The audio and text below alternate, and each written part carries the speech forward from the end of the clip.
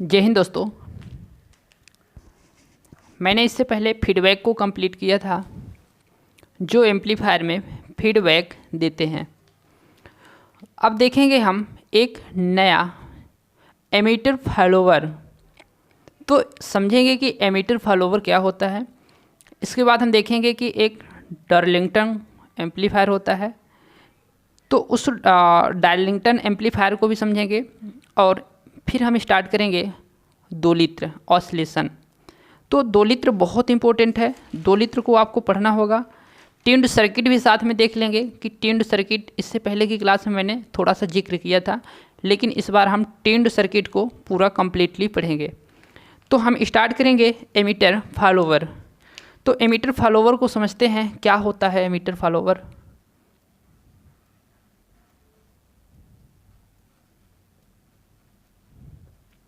Emitter follower, तो इसमें होता क्या है, जो एमिटर है, तो एमिटर मतलब उत्सर्जन। तो उत्सर्जक जो होता है, उत्सर्जक का क्या करता है, एमिटर का फॉलो करता है, अनुसरण करता है। जैसे आप लोग किसी को फॉलो करते हैं फेसबुक इंस्टाग्राम में, तो किसी के कहे अनुसार अनुसरण करते हैं, फॉलो करते हैं। तो उसी प्रकार से ये भी कुछ क्या करेगा, अनुसरण करेगा। जैसा एमिटर रहेगा, जिस स्वभाव का एमिटर रहेगा, उसी स्वभाव का इसका आउटपुट रहेगा। मतलब इनपुट जैसा रहेगा एमिटर का, उसका आउटपुट भी वैसे ही रहेगा, उसका अनुसरण करेगा। तो इसमें जो एमिटर फॉलोवर होता है, तो यह है, इसकी जो करंट होगी, वोल्टेज होगी, पावर होगी, एम्पीडेंस होगा, इन सभी चीज़ों का मोस्ट होता है, इनकी चर्चा हम करेंगे। तो इसको हम डायग्राम एक बनाते हैं और देखते हैं कि ट्रांजिस्टर में, ये ट्रांजिस्टर हो गया,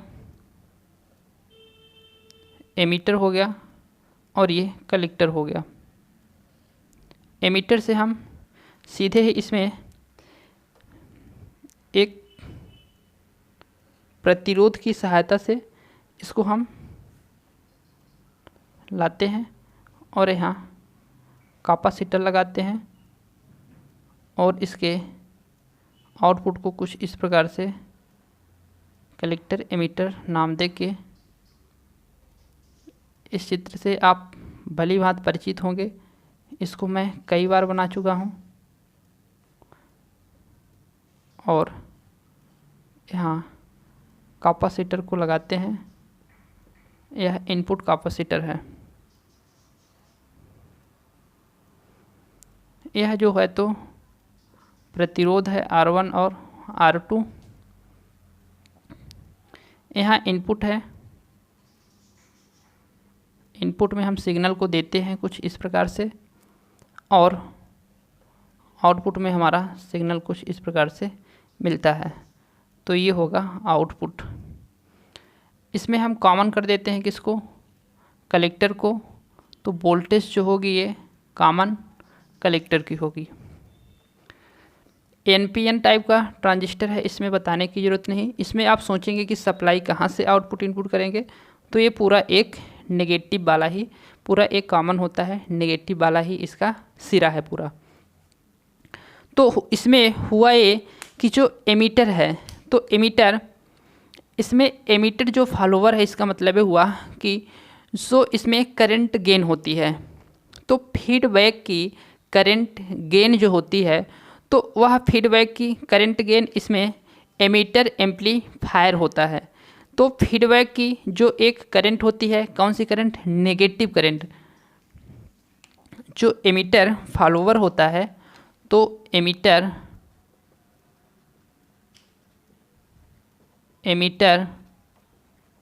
फॉलोवर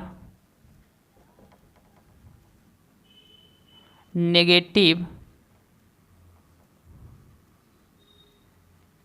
करंट फीडबैक एम्पलीफायर होता है। तो emitter follower negative current feedback amplifier होता है। अब इसमें जो आउटपुट होगा, तो इसका आउटपुट हम कहाँ लेंगे, इसका जो आउटपुट है, तो यह मेरा प्रतिरोध, एमीटर का प्रतिरोध कौन सा है, आर ई है। तो यह प्रतिरोध एमीटर का आर ई है। तो इसका यह इनपुट हो गया और इसका यह आउटपुट हो गया।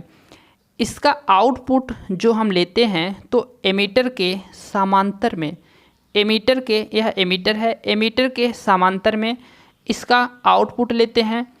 इसके एमीटर के समांतर में जो आउटपुट मिल रहा हमको, तो जिस प्रकार से इनपुट में सिग्नल है ठीक उसी प्रकार से एमीटर रेजिस्टेंस के समांतर में जो आउटपुट होगा तो उसी प्रकार से होगा जैसे यह इनपुट का है। आपको समझ में आया? जिस प्रकार से इसका इनपुट का सिग्नल है तो ठीक इस एमीटर रेजिस्टेंस के समांतर का जो आउटपुट है तो उसमें मिलने वाला सिग्नल उसी प्रकार से है जैसे इनपुट का सिग्नल है। तो कहने का मतलब ये है कि जो आउटपुट इसका मिल रहा है तो वह एमीटर के समांतर जो हमको मिल रहा है सिग्नल तो उसी के सम्मुख, उसी के जैसा है। तो हम इसको कहेंगे कि उसी को यह अनुसरण कर रहा है, उसी को यह फॉलो कर रहा है। इसीलिए इसको हम एमीटर फॉलोवर बोलते हैं। तो इसके सम्मुख जो मिल रही सिग्नल उसी को फॉलो कर रहा है, इसलिए इसको हम क्या बोलेंगे, एमीटर फॉलोवर बोलेंगे। अब इसमें ध्यान ये देना है आपको कि जो इसकी करंट गेन होती है तो इसकी करंट गेन उच्च होती है, हाई होती है। इसकी जो करंट गेन होती है वो क्या होती है, उच्च होती है। इसकी हम बात करें जो पावर गेन होती है तो पावर गेन भी क्या होती है, उच्च होती है। इसकी जो वोल्टेज गेन होती है तो वो वोल्टेज गेन 1 होती है। इसकी वोल्टेज गेन क्या होती है, 1 होती है। इसका जो इनपुट इम्पीडेंस है तो इनपुट इम्पीडेंस अधिक होता है। क्या होता है, इसमें जो इनपुट इम्पीडेंस है वो क्या होता है, अधिक होता है। तो इसका इनपुट इम्पीडेंस अधिक होता है। ये हो गया इनपुट इम्पीडेंस अधिक होता है। इम्पीडेंस मतलब प्रतिरोध ये। और यहाँ पास फिर आउटपुट जो इम्पीडेंस होगा तो आउटपुट इम्पीडेंस कैसे होगा, तो आउटपुट इम्पीडेंस होता है इसका कम होता है। क्या, आउटपुट जो इसका इम्पीडेंस होता है वो क्या होगा, कम होगा। इसमें जो इम्पीडेंस मैचिंग होता है तो इम्पीडेंस मैचिंग का गुण होता है, जिसके कारण यह आउटपुट पावर क्या होती है, ज़्यादा ट्रांसफ़र करती है। तो इसलिए इसकी जो पावर होती है तो वह उच्च होती है। तो इसकी पावर क्या होती है, उच्च होती है। तो इसमें इम्पीडेंस मैचिंग का जो लोड में है तो इम्पीडेंस मैचिंग का गुण होता है। तो इम्पीडेंस मैचिंग के कारण इसके लोड में जो पावर ट्रांसफ़र होगी वह उच्च पावर ट्रांसफ़र होती है। तो इसमें एमीटर फॉलोवर का मतलब यही था यहाँ पास कि जो इनपुट में हम जिस प्रकार का सिग्नल दिए हैं तो यह एमीटर के जो सिरे से जुड़ा हमारा प्रतिरोध आर ई है, इसके सम्मुख जो मिलने वाली सिग्नल है तो वह इनपुट के समान ही है आउटपुट में। तो कह सकते हैं उसको फॉलो कर रहा है, इसलिए इसको एमीटर फॉलोवर बोलेंगे। यहाँ एम्पलीफायर जो होता है, तो जो एमीटर फॉलोवर होता है तो एमीटर फॉलोवर का जो उपयोग है तो बफर एम्पलीफायर में करते हैं। कहाँ करते हैं, इसका उपयोग बफर एम्पलीफायर में करते हैं। इसका यूज बफर एम्पलीफायर में करते हैं। यूज बफर एम्पलीफायर में करते हैं। इसका यूज बफर एम्पलीफायर में करते हैं। ये चीज़ें आपको यहाँ पास समझ में आई होगी। अब एक हम जो दूसरा पढ़ने वाले हैं तो वो होगा डार्लिंगटन। तो डार्लिंगटन क्या होता है इसको हम समझेंगे। तो इसमें डार्लिंग का मतलब समझते हैं आप, यह एक इलेक्ट्रॉनिक डिवाइस वाला है। इसमें आप और गलत चीज़ों से ना जोड़ें। तो इसको डार्लिंगटन यहाँ पास पढ़ेंगे एम्पलीफायर को। यह एक विशेष प्रकार का, अलग प्रकार का एम्पलीफायर होता है। तो इसमें जिसके डार्लिंग किसको समझते हैं आप, मतलब कोई महिला से संबंधित डार्लिंग को समझते हैं। तो जिसके पास कुछ महिला की पावर होती है वह उच्च पावर होती है। यदि कोई पुरुष है उसके पास यदि शक्ति है महिला की, तो उसका जो पावर होता है, आउटपुट जो निकल के आएगा तो वह उच्च रहेगा, उसमें आउटपुट शक्तियाँ क्या होंगी, उच्च होंगी। तो महिलाओं का साथ करने से उसकी क्षमताएं, शक्तियाँ बढ़ जाती हैं। तो इसका भी नाम ऐसे ही दिया गया होगा। डार्लिंग का किसी का साथ किया रहा होगा तो इसकी शक्तियाँ बढ़ गई हैं। तो इसमें विशेष प्रकार के कुछ होते हैं यहाँ पास इसकी अलग क्वालिटी, जो हम अभी एम्पलीफायर पढ़े हैं तो उनसे अन्य क्वालिटी यह रखता है। तो इसमें डार्लिंग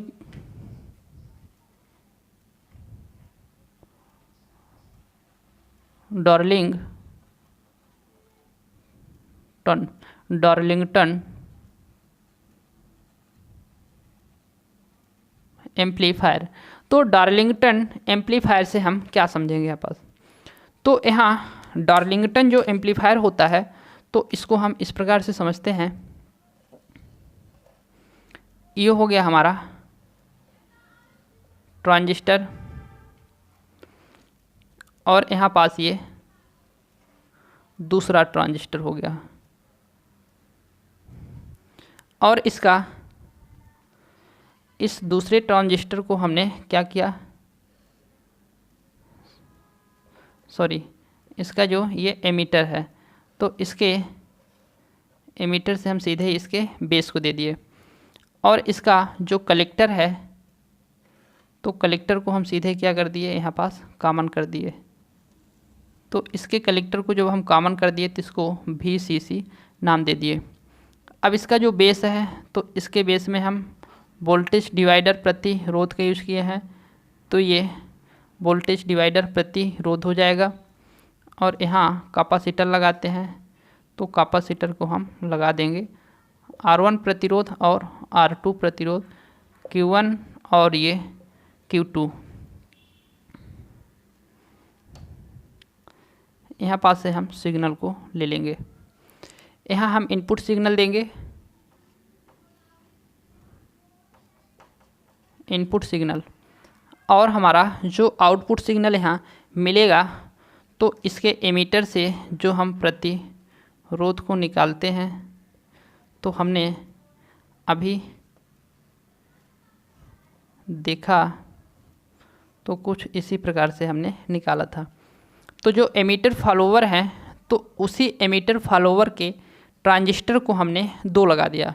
तो यहाँ पास सीधा सा बोलें तो हमने 2 एमीटर फॉलोवर को लगा दिया और उसको श्रेणी क्रम में जोड़ दिया। मैंने क्या किया, श्रेणी क्रम में मैंने जोड़ दिया। तो यहाँ इनपुट दिया और यहाँ हमको मिल के आया आउटपुट। तो एमीटर फॉलोवर से आप क्या समझें, तो उसमें हमने यह समझा था कि उसकी जो करंट गेन होती है वो उच्च होती है, पावर जो होती है वो भी उच्च होती है, यही तो मैंने देखा था। इम्पीडेंस मैचिंग का अच्छा गुण होता है, इनपुट इम्पीडेंस हाई था, आउटपुट इम्पीडेंस कम था, जो मेरे लिए अच्छा था। तो वो चीज़ हमने देखा था। तो इसकी हम विशेषता देखेंगे कि इसमें क्या विशेषता होती हैं। इसका हम क्या नाम देते हैं, RE नाम देते हैं। और ये कैपेसिटर है, कैसा, एमीटर कैपेसिटर है, ठीक है। तो इसमें हम देखेंगे कि क्या हम डार्लिंगटन से क्या हमको इसमें फ़ायदे मिलते हैं। तो इसमें जो सबसे पहली चीज़, तो 2 एमीटर फॉलोवर के ट्रांजिस्टर को श्रेणी क्रम में जोड़ते हैं।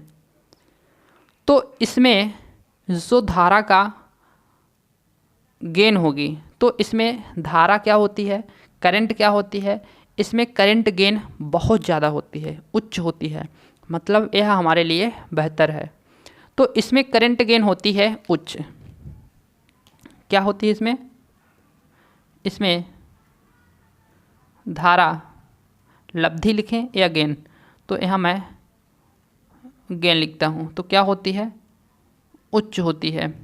दूसरी चीज़, इसमें जो पावर गेन होगी, क्या होगी, पावर गेन जो होगी तो वो भी क्या होगी, उच्च होगी। और इसमें जो वोल्टेज गेन होती है तो हमने लगाया क्या है, इसमें लगाया मैंने एमीटर फॉलोवर है, तो वोल्टेज गेन उसकी कितनी थी, 1 थी, 1 थी। तो यहाँ भी वोल्टेज गेन जो होगी तो वो क्या होगी, 1 ही होगी। तो वोल्टेज गेन इसमें भी 1 ही होती है, तो वोल्टेज गेन 1 ही होगी। एमीटर फॉलोवर में क्या था, उसमें जो इम्पीडेंस था वह उच्च था, इनपुट इम्पीडेंस क्या था, उच्च था। तो इसका भी इनपुट जो इम्पीडेंस होगा वो भी क्या होगा, उच्च होगा। तो इनपुट इम्पीडेंस इसका उच्च होता है, मतलब इनपुट इम्पीडेंस क्या होता है, उच्च होता है, यानी यह मेगा ओम में होता है। कितना होता है, मेगा ओम में होता है, उच्च होता है। और इसका जो आउटपुट इम्पीडेंस है वह कुछ ओम में होते हैं, मतलब निम्न होता है। कुछ ओम में होता है यानी निम्न होता है। तो जब इसका इनपुट इम्पीडेंस उच्च होगा, आउटपुट इम्पीडेंस निम्न होगा, तो इसका हम यूज़ जो इम्पीडेंस मैचिंग के लिए है तो वह अच्छा कर पाएंगे। तो इसका जो यूज है तो इम्पीडेंस मैचिंग के लिए करते हैं, तो इसका मैचिंग के लिए करते हैं। और ऐसे नहीं करते कि जैसे मैंने कहीं भी कर लिया, जहाँ आदर्श एकदम आदर्श परिपथ में हमको इम्पीडेंस मैचिंग का कार्य कराना होगा तो वहाँ इसका यूज़ करते हैं, क्योंकि इसका जो इम्पीडेंस मैचिंग है वो बहुत अच्छा होता है। तो आदर्श परिपथ में इसके इम्पीडेंस मैचिंग का यूज करते हैं। तो कैसे करते हैं, आदर्श परिपथ में, आइडल सर्किट में इसके इम्पीडेंस मैचिंग का यूज करते हैं। तो इसका यूज करते हैं, ये बात आपको याद रखना है। अब इसमें जो इसकी कुल हमको गेन जब निकालनी होती है, टोटल गेन निकालनी होती है, तो गेन हम किसमें, इसमें एमीटर किसको, यहाँ पास कॉमन कलेक्टर है, तो कॉमन कलेक्टर की गेन को मैं किससे दर्शाया था, तो कॉमन कलेक्टर जो होगी तो उसको मैं वहाँ पास दर्शाया किससे था, कलेक्टर को मैं गामा से दर्शाया था। तो यहाँ पास हम टोटल गेन निकालने के लिए, गेन को तो हम निकाल सकते हैं, बीटा से निकालेंगे। तो जो करंट गेन होगी, तो करंट जो गेन होती है, तो इसमें जब गेन निकालना होता है तो कुल गेन निकालने के लिए हम इसको क्या करते हैं, ट्रांजिस्टर जो एक होता है और दो होता है, एमीटर फॉलोवर के जो ट्रांजिस्टर एक होते हैं और दो होते हैं, तो उसके कुल गेन हमको निकालने के लिए उसके ट्रांजिस्टर से हम क्या करते हैं, उसके ट्रांजिस्टर का हम कर देते हैं गुणनफल कर देते हैं। तो इसका कुल गेन निकालने के लिए इसका हम क्या करते हैं, गुणनफल कर देते हैं। तो इसका हम गुणनफल करते हैं टोटल गेन निकालने के लिए। ओके, एक ये भी याद रखने वाली चीज़ है कि इसका जो कॉमन है तो हम क्या लेते हैं, कलेक्टर लेते हैं। तो इसमें कॉमन कलेक्टर कनेक्शन का यूज करते हैं, कॉमन कलेक्टर कनेक्शन का यूज करते हैं। तो यह भी आपको याद रखने की बात है। तो इसमें हमने ये डार्लिंगटन एम्पलीफायर पढ़ा। तो इसमें जहाँ डार्लिंग शब्द था, तो उससे हमने देखा कि इसकी हर चीज़ क्या है, बहुत अच्छी है। तो ये पावर होती है डार्लिंग होने का। तो इसमें अब हम देखेंगे एक जो इससे पहले भी बताए थे, ट्यून्ड सर्किट होता है। तो ट्यून्ड सर्किट को हम जोड़ेंगे यहाँ पास और उसके प्रिंसिपल को हम समझेंगे। तो ट्यून्ड सर्किट इससे पहले की क्लास में आपने किस एम्पलीफायर में पढ़ा था। तो ट्यून्ड सर्किट जो होता है तो वो किसके सिद्धांत पर कार्य करेगा, ये ट्यून्ड सर्किट आपको पता होना चाहिए, क्योंकि इससे पहले की क्लास आप अटेंड किए होंगे तो उसमें हम आपको अवश्य ही बताए होंगे। जो सिग्नल मैचिंग के लिए हम बताए थे तो वो था क्लास सी। तो क्लास सी जो होता है एम्पलीफायर, तो क्लास सी एम्पलीफायर जो होता है तो वह किसके सिद्धांत पर कार्य कर, तो जो ट्यून्ड सर्किट होता है तो वह किसके सिद्धांत पर कार्य करता है, क्लास सी एम्पलीफायर के सिद्धांत पर कार्य करता है ट्यून्ड सर्किट।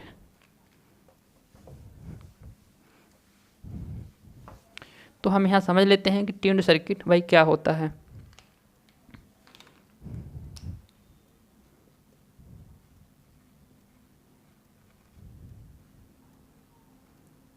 Tuned circuit.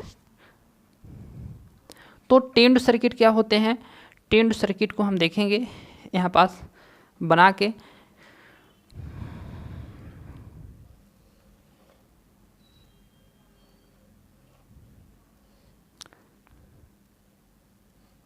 प्रतिरोध हुआ, कैपेसिटर हुआ,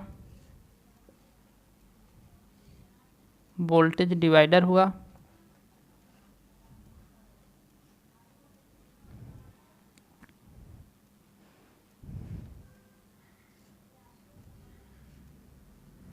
कैपेसिटर, इनपुट कैपेसिटर हुआ,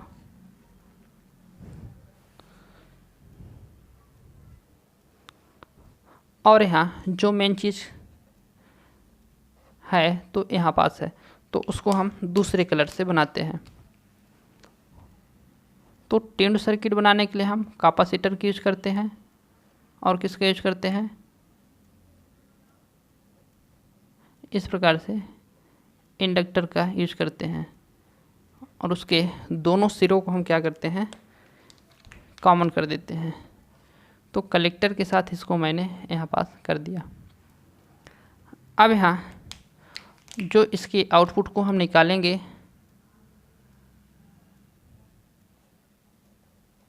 तो इसके आउटपुट को सीधे हम क्या कर देंगे? लोड को दे देंगे। तो यह इसका आउटपुट हुआ, और आउटपुट में यहाँ हम लगा देंगे क्या? आपका जो फेवरेट है तो डीजे। तो यहाँ मैंने स्पीकर को लगा दिया और यह ट्यून्ड सर्किट में बजेगा। तो यहाँ पास हमने लगाया सी और यहाँ कैपेसिटर को लगा दिया। तो इंडक्टर के रूप में हम किसको लगा दिया? सॉरी, ट्रांसफार्मर को लगा दिया। तो इंडक्टर के रूप में यहाँ हमने ट्रांसफार्मर को लगा दिया। यह कौन सा है रजिस्टर? कई बार लिख दिए हैं इसको।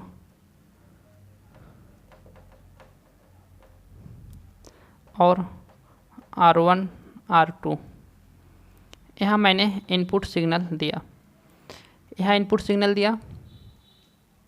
तो ये हो गया हमारा ट्यून्ड सर्किट। तो ट्यून्ड सर्किट में हम क्या समझे थे?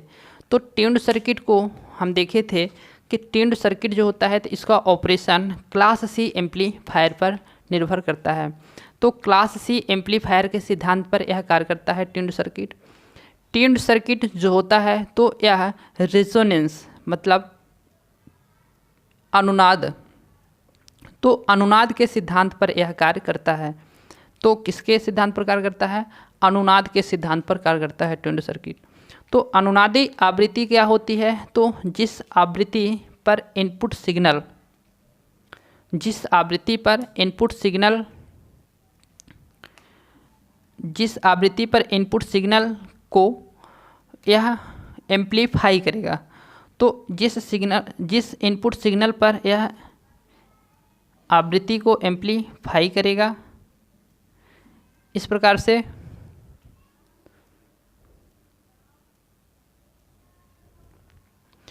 तो जिस इनपुट सिग्नल के आवृत्ति को यह एम्पलीफाई करेगा, तो वह अनुनाद की स्थिति में होनी चाहिए। वह फ्रीक्वेंसी कैसी होनी चाहिए? अनुनाद की स्थिति में होनी चाहिए। तो जो अनुनाद की स्थिति में सिग्नल या फ्रीक्वेंसी होगी, तो यह ट्यून्ड सर्किट उसी फ्रीक्वेंसी को एम्पलीफाई करेगा। इसके अलावा जो भी होगी तो उसको क्या करेगा? रिजेक्ट कर देगा, हटा देगा। तो अनुनाद की स्थिति में मान लेते हैं कि इतना फ्रीक्वेंसी जो है तो वो अनुनाद की स्थिति में है, तो इसी फ्रीक्वेंसी को यह एम्पलीफाई करता है। यह एम्पलीफाई किसको करेगा? इसी फ्रीक्वेंसी के एम्पलीफाई करेगा, और टोटल जो इसके आजू बाजू में इससे ज़्यादा कम फ्रीक्वेंसी होगी तो उसको हटा देगा। तो यह जो ट्यून्ड सर्किट है तो यह रेडियो फ्रीक्वेंसी में यूज करते हैं। कहाँ करते हैं? रेडियो फ्रीक्वेंसी में यूज करते हैं। तो रेडियो फ्रीक्वेंसी जो होती है तो 20 किलो हर्ट्ज से अधिक की फ्रीक्वेंसी होती है। तो 20 किलो हर्ट्ज से अधिक की जो फ्रीक्वेंसी होगी तो वह रेडियो फ्रीक्वेंसी होगी। तो इसके अंदर जो इसके रेंज में, इसके बिट्स में जो आवृत्ति होगी तो उस आवृत्ति को यह ट्यून्ड सर्किट क्या करेगा? एम्पलीफाई करेगा, अदर 22 जो इसके आजू बाजू में है तो इसको रिजेक्ट कर देगा, हटा देगा। तो ट्यून्ड सर्किट का यह काम है। ट्यून्ड सर्किट जो काम करता है तो ऑडियो फ्रीक्वेंसी में करता है नहीं, वह रेडियो फ्रीक्वेंसी में करता है, टेलीविज़न की फ्रीक्वेंसी में कार्य करता है। तो ये चीज़ आपको यहाँ पास याद रखना है।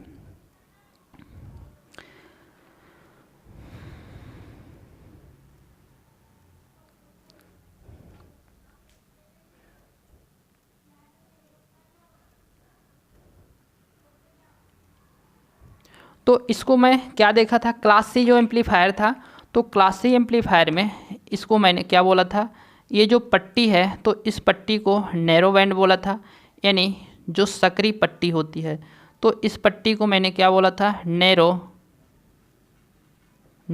बैंड यानी पट्टी, नैरो यानी सकरी। तो नैरो बैंड जो फ्रीक्वेंसी होती है तो उस फ्रीक्वेंसी को ये क्या करता है, फ्रीक्वेंसी को या एम्पलीफाई करता है। तो नैरो बैंड फ्रीक्वेंसी का मतलब वही जो मैंने बताया कि यहाँ पास जो इसकी ट्यून्ड सर्किट जो फ्रीक्वेंसी इसके अनुनाद की स्थिति में होगी, तो अनुनाद की स्थिति में इतनी फ्रीक्वेंसी है तो इतनी फ्रीक्वेंसी को हम क्या बोलेंगे, नैरो बैंड फ्रीक्वेंसी। चूँकि यह जो क्लास सी है तो क्लास सी पूरे पॉजिटिव तथा नेगेटिव साइकिल, दो साइकिल में से किसी एक पॉजिटिव साइकिल में से उसके भी कुछ भाग को ही यह एम्पलीफाई करता है। तो यहाँ पास बताया था कि जो इसकी विरूपण होता है इसमें अधिक होता है, इसमें विरूपण क्या था, अधिक होता है।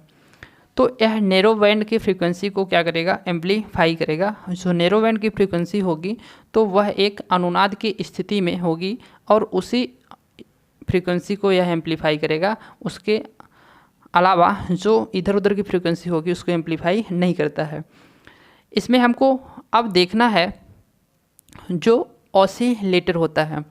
तो ऑसिलेटर यानी दोलित्र क्या होते हैं। तो दोलित्र को हमको समझना है कि भाई दोलित्र क्या होते हैं, दोलित्र को कैसे उत्पन्न करते हैं। तो दोलित्र को अब हम समझेंगे कि दोलित्र क्या होते हैं।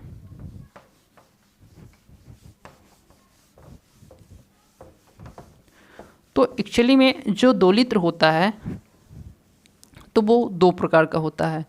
कितने प्रकार का होता है, वह दो प्रकार का होता है। आप कहीं ना कहीं दोलित्र का नाम सुने होंगे फिजिक्स में 12th में। तो यहाँ हम पढ़ेंगे अब दोलित्र।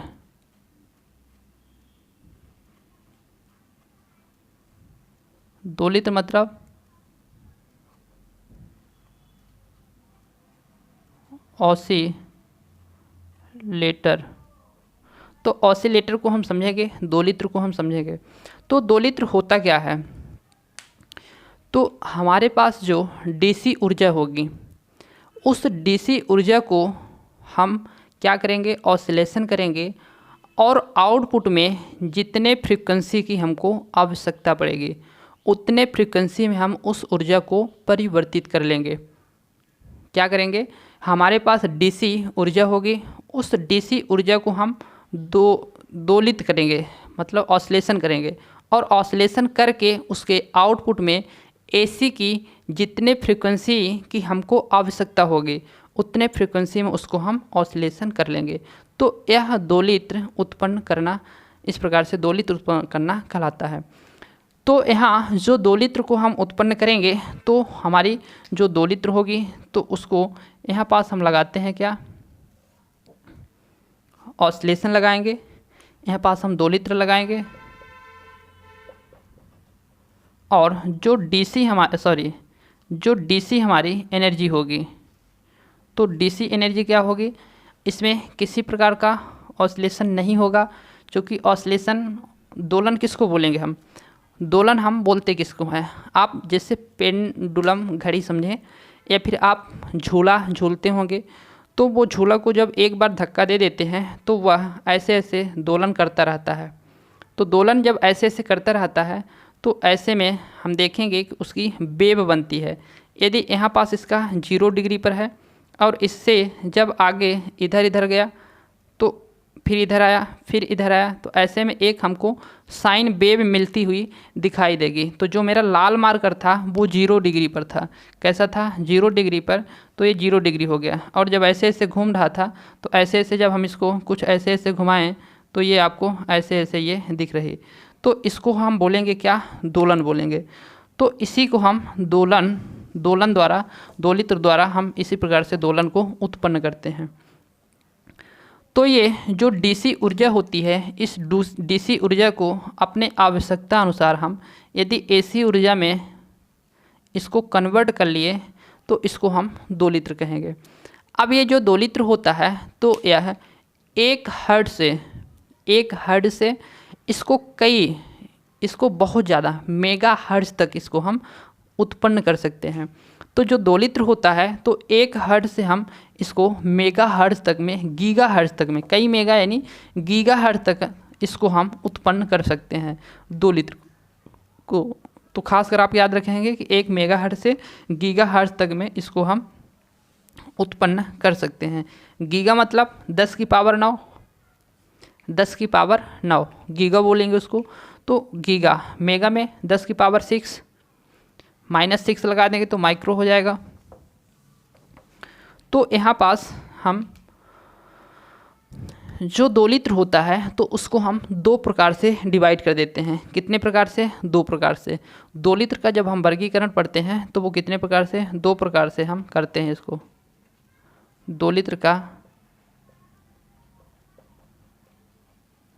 वर्गीकरण, क्लासिफिकेशन ऑफ ऑसिलेटर। तो इसको हम 2 प्रकार से देखते हैं।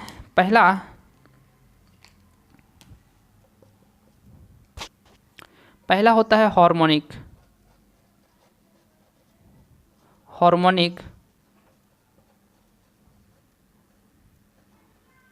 ऑसिलेटर।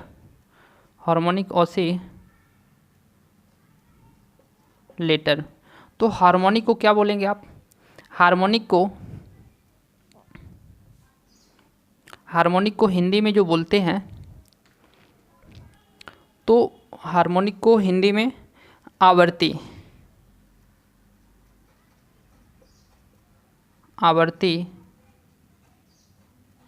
दोलित्र। तो हिंदी में आवर्ती बोलते हैं, या फिर आप इसको और एक नाम लिख सकते हैं, लयबद्ध दोलित्र। तो आवर्ती दोलित्र या लयबद्ध दोलित्र। और जो दूसरा इसका प्रकार होता है तो वह दूसरा इसका प्रकार होगा रिलैक्सेशन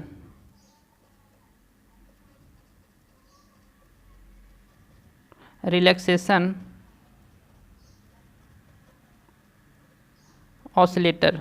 तो रिलैक्सेशन मतलब क्या होता है? विश्राम दोलित्र, या विश्राम या इसको और क्या लिख सकते हैं? श्रांति। तो श्रांति दोलित्र। अब इसको हम समझेंगे कि भाई ये दोलित्र जो हार्मोनिक दोलित्र है तो ये क्या होता है, और विश्रांति जो दोलित्र है वो क्या होता है। तो जो हार्मोनिक दोलित्र है, आवर्ती दोलित्र है, लयबद्ध दोलित्र है, तो यह दोलित्र वो दोलित्र होते हैं जिसका समय के साथ इसका जो आयाम है, एम्पलीट्यूड है, वो क्या होता है? घट जाता है, क्षीण हो जाता है, कम हो जाता है। जैसे आप झूले को आप एक बार धक्का दिए, झुला दिए, तो वो क्या ऐसे ऐसे कंटिन्यू वो चलते रहता है। जब तक उसको आप बाहर से ऐसे ऐसे झुलाते नहीं रहेंगे तो वो चलता नहीं रहेगा। एक बार झुला के उसको आप छोड़ दिए तो वो ऐसे ऐसे करेगा, और फिर धीरे धीरे उसका आयाम जो होगा, एम्पलीट्यूड होगा, वो क्या हो जाएगा? कम हो जाएगा। तो आयाम का मतलब आप समझते होंगे ना, इसका जो ये वाला शिखर से शिखर माला भाग है तो इसका क्या होगा? आयाम होगा। तो यह आयाम इसका क्या होगा? कम हो जाता है यदि क्षीण हो जाता है। तो जो क्षीण क्यों हो रहा? क्योंकि इसमें जो हमने इसका दिया है, एक बार दिया, विभव दिया, इसको विभव दिया, तो इसमें क्या होंगे? इसका रोकने का काम करेगा कोई न कोई, तो इसमें रोकने का काम करेगा, तब तो यह रुका और कम हो गया, क्षीण हो गया, तो इस सर्किट में प्रतिरोध होता है जो रोकने का काम करता है, और जब धारा इसमें प्रवाहित होती है तो I²R मतलब इसमें ऊर्जा की हानि होगी, जिसके वजह से इसका जो आयाम है वो क्या होता है, कम हो जाता है। तो हार्मोनिक जो दोलित्र होता है तो इसमें समय के साथ इसका जो आयाम है, तो समय के साथ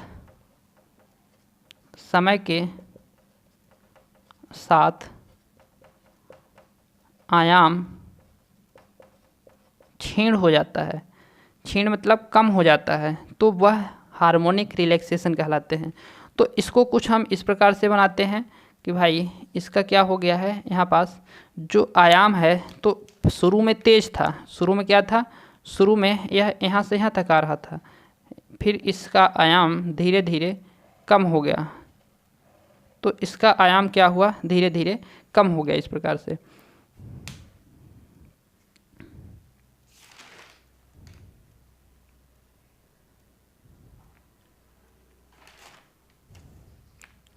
तो इसका जो आयाम कम हो गया तो इसको हम बोलेंगे कि यह दोलित्र है।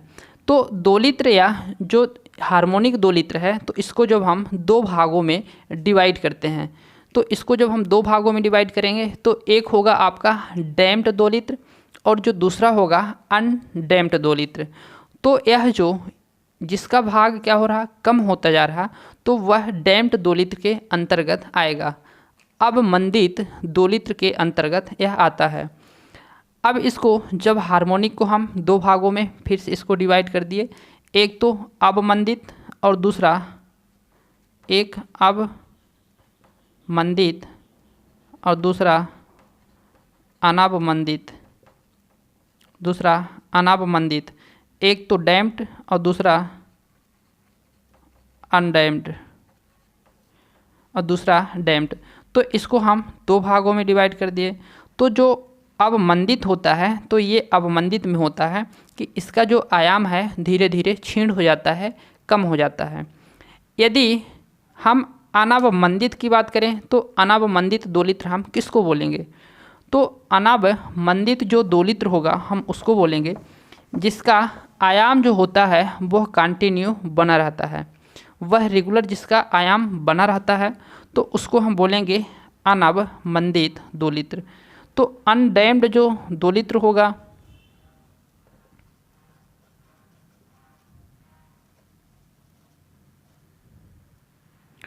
अनडैम्प्ड ऑसिलेटर, तो अनडैम्प्ड जो ऑसिलेटर होगा तो इसमें जो इसका आयाम होता है तो ये क्या होता है, बना रहता है, तो इसका आयाम कम नहीं होता है। तो इसको हम क्या बोलेंगे, इसको हम बोलेंगे कि यह एक अनडैम्प्ड दोलित्र होता है, यह होता है अनडैम्प्ड दोलित्र होता है। तो इसका आयाम जो बना है तो इसको हमने ऊर्जा दिया होगा कहीं ना कहीं से, तब इसकी आयाम क्या है, कंटिन्यू बनी है। तो इसको हम जो ऊर्जा देते हैं तो वो कहाँ से देंगे, तो एम्पलीफायर का जो पॉजिटिव फीडबैक होता है, पॉजिटिव फीडबैक होता है, धनात्मक फीडबैक होता है, तो उस धनात्मक फीडबैक का हम यूज़ करते हैं इसको बाहर से ऊर्जा देने के लिए, उस धनात्मक फीडबैक का हम यूज़ करते हैं इसको बाहर से ऊर्जा देने के लिए। तो ये हो गया हमारा हार्मोनिक ऑसिलेटर। तो हार्मोनिक ऑसिलेटर में मैंने दो प्रकार से पढ़ा। हार्मोनिक ऑसिलेटर क्या होता है, हार्मोनिक ऑसिलेटर होता है जो वक्री आकार का, जो वक्री आकार मतलब साइनोसोडल आकार का हमको वेव उत्पन्न करके देता है। इसकी आकार कैसी है, आकृति साइनोसोडल टाइप है, यानी जो वक्री आकार की इसकी वेव है। तो जो वक्री आकार की जो वेव उत्पन्न करके देता है उसको हम हार्मोनिक बोलेंगे, आवर्ती बोलेंगे या फिर लयबद्ध बोलेंगे। अब ये जो हार्मोनिक हुआ तो दो प्रकार का हुआ, एक तो अवमंदित दोलित्र हुआ, डैम्प्ड दोलित्र हुआ, और दूसरा अनावमंदित दोलित्र हुआ जो अनडैम्प्ड दोलित्र बोले।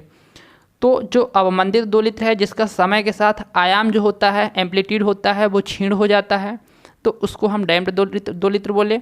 और जिसका आयाम क्षीण नहीं होता है, रेगुलर बना रहता है, कंटिन्यू रेगुलेशन उसका बना रहता है, तो उसको हम डैम्प्ड दोलित्र बोलेंगे। तो डैम्प्ड दोलित्र जो होता है उसको हम बाहर से ऊर्जा देते हैं। तो बाहर से ऊर्जा देने के लिए हम किस एम्पलीफायर के कौन से फीडबैक यूज करते हैं, धनात्मक फीडबैक का यूज करते हैं, क्योंकि उसमें क्या होता है, शक्ति बढ़ जाती है, उसकी सामर्थ्य बढ़ जाती है। तो सामर्थ्य उसमें आउटपुट की बढ़ जाती है, जो धनात्मक फीडबैक होता है। इसके बाद आता है हमारा जो रिलैक्सेशन ऑसिलेशन होता है। रिलैक्सेशन मतलब विश्रांत दोलित्र या श्रांति दोलित्र। तो रिलैक्सेशन मतलब ये क्या करेगा, यह रिलैक्स करेगा, मतलब एक सीधा रहेगा।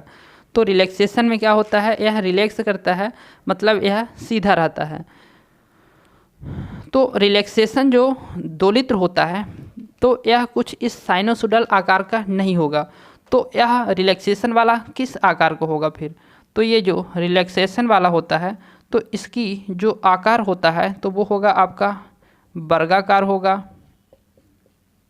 त्रिभुजाकार होगा, या तो फिर आपका आरादंत होगा, या फिर आपका आयताकार होगा। तो इस प्रकार में आपके रहते हैं क्या, जो रिलैक्सेशन वाले रहते हैं। वर्गाकार मतलब वो कंटिन्यू, क्या उसका आयाम इस प्रकार से कंटिन्यू बढ़ रहा नहीं, वो कहीं कहीं यहाँ पास क्या हो गया, इस सीधा हो गया, मतलब रिलैक्स कर रहा, ऐसे हो गया, रिलैक्स कर रहा। तो इसको हम रिलैक्सेशन बोलते हैं।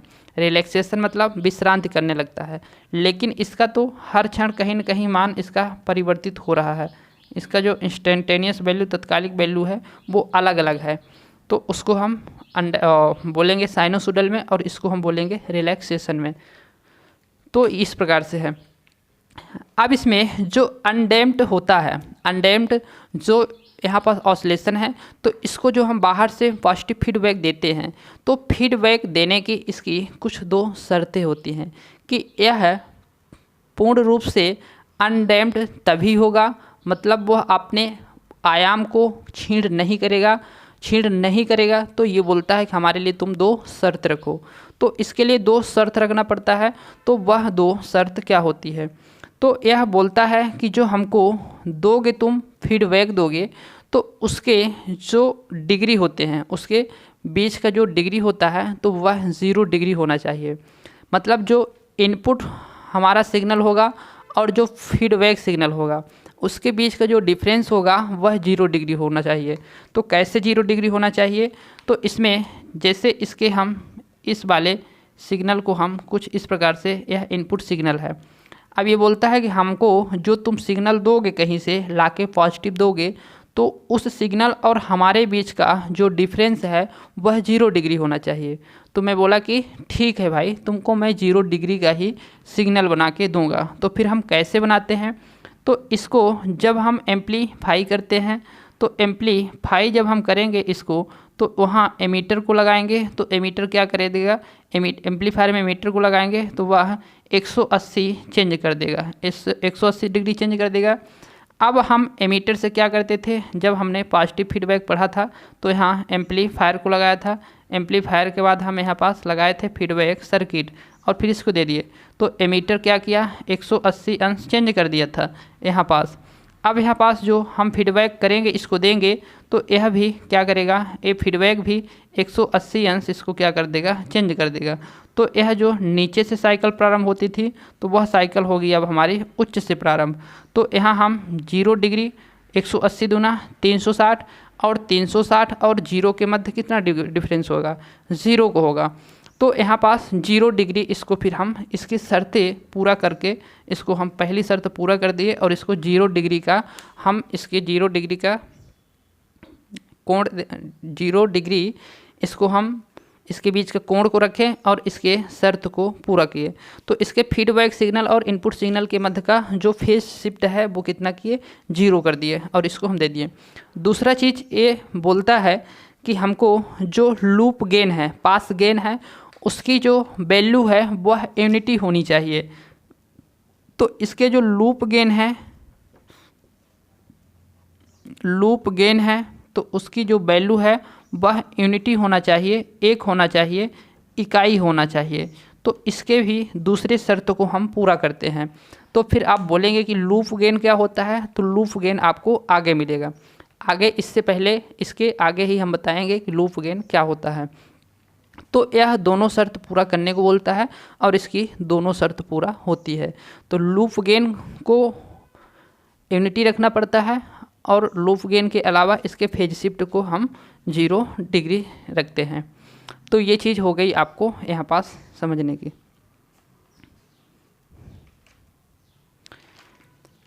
ये जो ऑसिलेशन होता है, ये जो रिलैक्सेशन होता है, तो रिलैक्सेशन को यहाँ पास जो रिलैक्सेशन के लिए यूजेटी का यूज करते हैं, तो यूजेटी का यूज करते हैं। तो इस 2 लीटर में कहें तो सही है कि जो 2 लीटर होता है तो 2 लीटर में यूजेटी का यूज करते हैं, यूनि जंक्शन ट्रांजिस्टर का यूज करते हैं। इसको हम पढ़ेंगे आगे। यूजेटी का यूज करते हैं किसमें, 2 लीटर में। तो ये सारी चीज़ें आपको यहाँ पास समझ में आई होगी। आज के लिए इतना ही रखते हैं क्लास, बाकी मिलते हैं आपको नेक्स्ट क्लास में ऐसा ही कुछ नया सीखने के साथ। सो थैंक्स अभी तक बने रहने के लिए, बहुत बहुत धन्यवाद। मिलते हैं नेक्स्ट क्लास में आप सभी के साथ।